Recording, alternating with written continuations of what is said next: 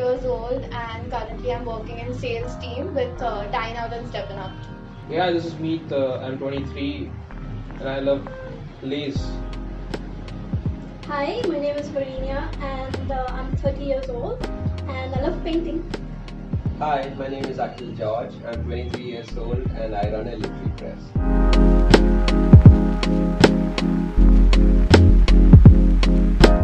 It's really hard to pick a side, especially when either of the sides, what we have from either of the sides is just their statement. And both of it is very heavily influenced by their own sentimentality. Like, we do not know where it was coming from. So it's very hard to say that he's right or she's right. I agree with that because when it comes to social media, everything gets blown out of proportion. So right now we can't say if he's right or she's right. What we can do is just wait for the justice to come, or we can follow up with the right sources of information, do more research rather than putting our views out there.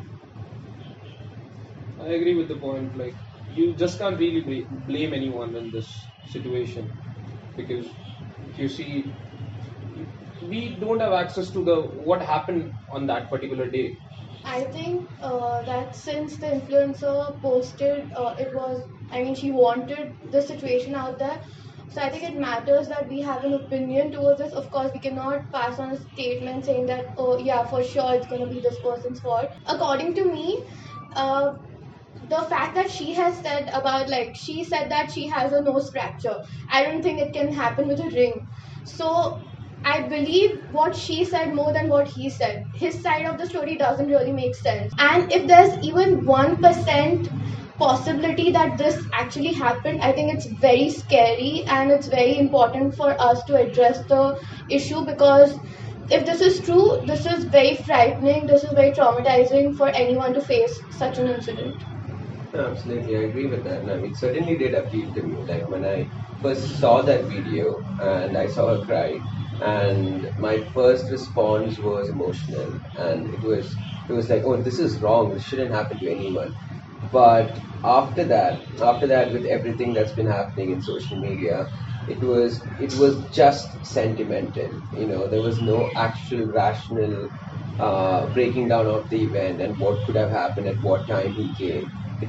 That was not there in social media. It was more like, oh, this is so sad, this shouldn't happen to anyone. I mean, Yeah. I agree with that, I absolutely agree with that, but I don't think the solution of the problem should stem from sentimentality.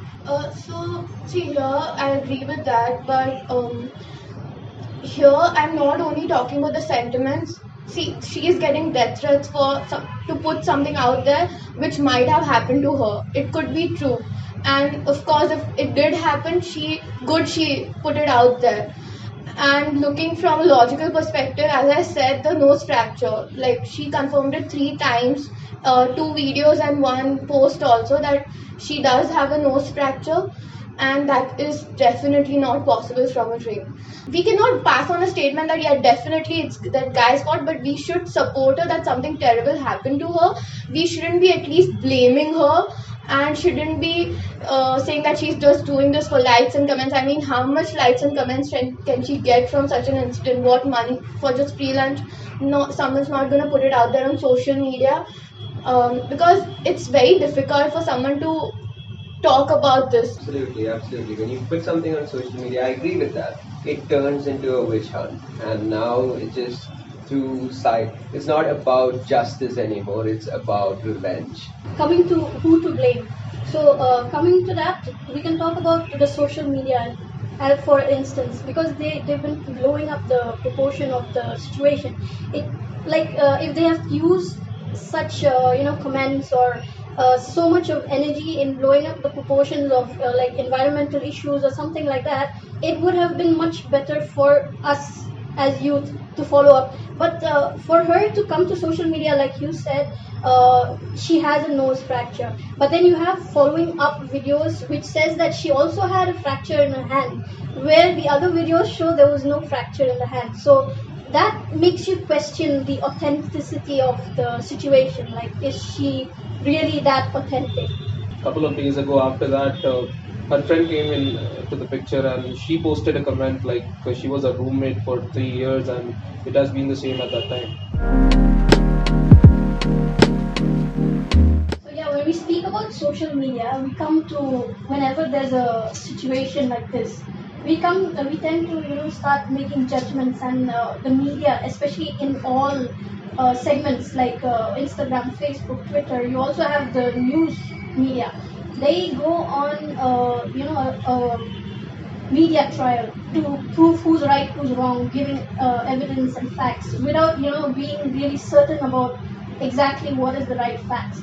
So I think for us moving forward, we should be able to make judgments. But that's the question, right? How do we make judgment of what is right and what is wrong that's put in social media? True, yeah, I agree with your point of media trials. Because some years back, we used to have this concept of public execution. We used to all come together and actually prosecute a person. Now, that has just translated into more sophisticated mediums. We're doing the same thing, but culturally to a person. Yeah.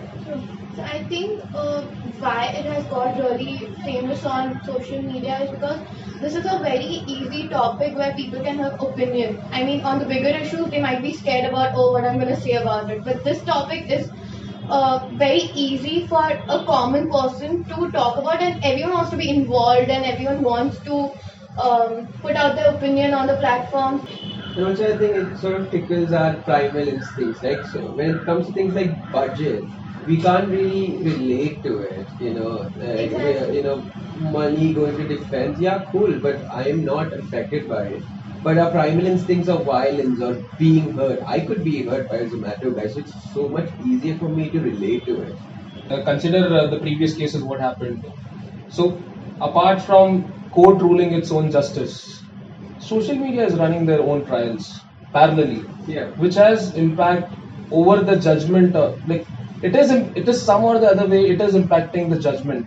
Especially in social media, and when we are mimicking a trial in social media, all of a sudden we are not actually taking the role of a justice there, like the chief justice. We are actually taking the role of a bloodhound, where we do not want to actually seek justice, but we want to seek blood. We want to seek That's revenge. not right, yeah. And you can see that in the way how the narratives are pointed towards either of the guys who are involved in it. Like the video, then this is just part 1 of the entire conversation. Part 2 is going to drop in a couple of days, so stay tuned because we're going to talk about how these glorified startups work and about this whole he said, she said controversy. And if you actually like the video, please drop a like and subscribe to our channel. And if you want to be a part of the video, our Instagram is @the Awakadu Project. So please follow us, DM us, and be a part of our next video.